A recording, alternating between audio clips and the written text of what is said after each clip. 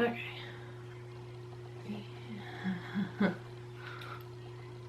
Okay.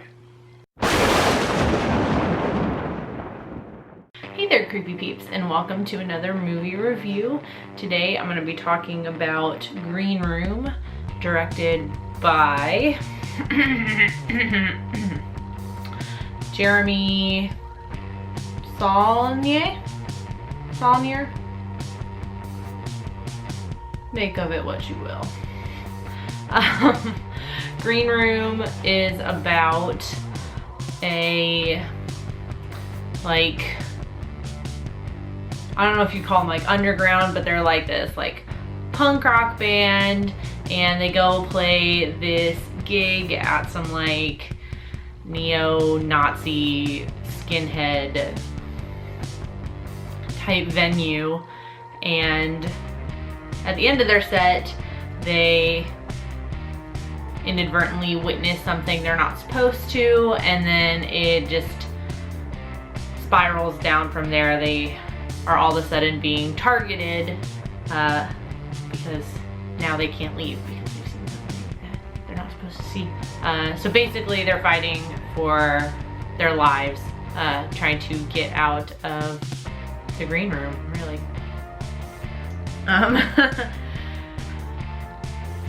didn't know like anything about this movie going into it. I remember seeing trailers for it, but I don't remember like the trailers being super informative. At least the ones I saw, probably it was like the teaser trailers or something, which are normally a little bit shorter. But it didn't like, at least the trailers I saw didn't tell me like anything about the plot. Like I really didn't understand what the movie was supposed to be about. And I did not look up any information about this movie going in. I kind of just went and saw it.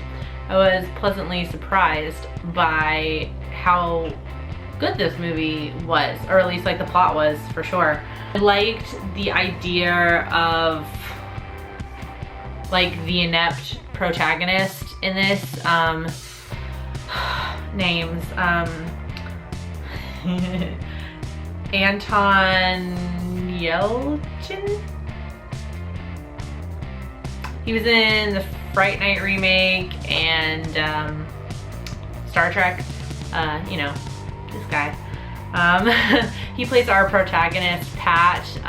He's a member of the band, and he's very much in over his head. Like when this whole situation goes down and they're trapped in the green room and it becomes apparent that their lives are in danger, they're all pretty much inept and they're not prepared for what is happening to them, which makes it seem more realistic. We usually have like the final girl type character who all of a sudden develops these skills to survive, or we have a surprise backstory type thing. She or he can kick ass,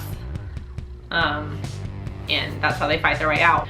We don't have that going on in this movie. All of our protagonists, as well as all the other characters, are pretty much inept at fighting for their lives and kind of using weapons. And I guess it doesn't help that the characters in the movie intentionally piss off the neo-Nazi skinheads. The first song that the band plays at this venue is Nazi Punks Funk Off by Dead Kennedys. Did I say funk off? Funk off.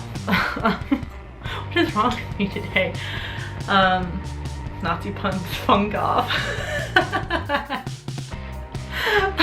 Okay, sorry, I made myself laugh. So, there's some dry humor in there, which makes the movie a little bit funny as well, even though it is all very dark. Especially the violence. I was surprised by how, like, I don't know if like realistic is the word I'm looking for, but it just seemed very real. Maybe it was like visceral, or I don't know how to describe it, but the level of violence, which I don't know, it just seemed more realistic. I don't know if it was because of like the other elements of the film that made it feel more realistic, thus making the violence feel more realistic. I don't know. It wasn't any more violent than like a torture porn kind of film or anything like that. It's like your standard level of violence, I feel like, but I don't know. I don't know what I'm talking about. I also liked that the movie kind of upended some tropes of these kind of like survivalist kind of movies. It's like a running thing. It's like a running theme on this channel, if you guys can't tell. I really like when films take like cliches and tropes and upend them, or being like self-reflective. You know, I really like that kind of shit. So like, for example, there is like the pep talk moment in the movie where Pat is telling this story, like when him and these guys went paintballing once, and you know where the story is gonna go. Like, you know, it's gonna be like at the end they beat the bad guy kind of team or whatever, and he gets stopped like in the middle of it because like shit's going down, and like one of his band members is like, sorry dude, like you're done, like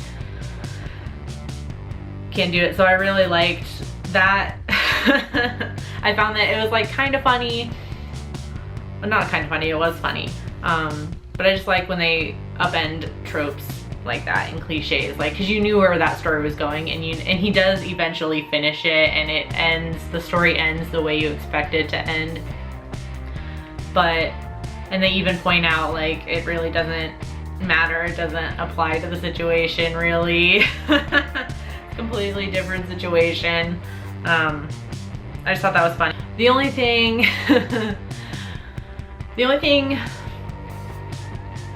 I didn't quite like, and I don't know if this is just because I'm an asshole, probably just because I'm an asshole, some parts felt a little too like hipster for me. I don't know. It was like, there's parts, you know, like all the characters, like some of the characters are just like too cool to care type of deal, and it kind of felt over the top, like too cool to care, like over the top hipster. But I don't know if that's just because I'm an asshole, and I find even small doses of that like really fucking annoying.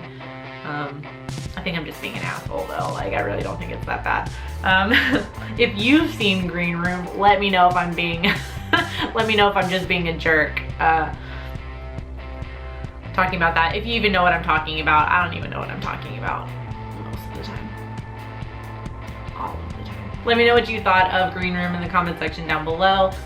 Feel free to subscribe to the channel if you'd like to see more of my face and hear more of my voice. And thank you if you are subscribed already. And until next time.